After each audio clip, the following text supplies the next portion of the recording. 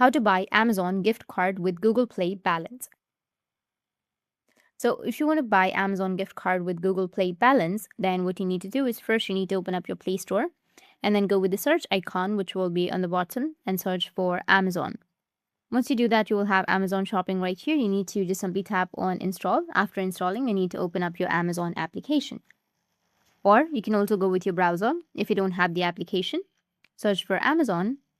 Go with www.amazon.com and make sure that you've signed into your account.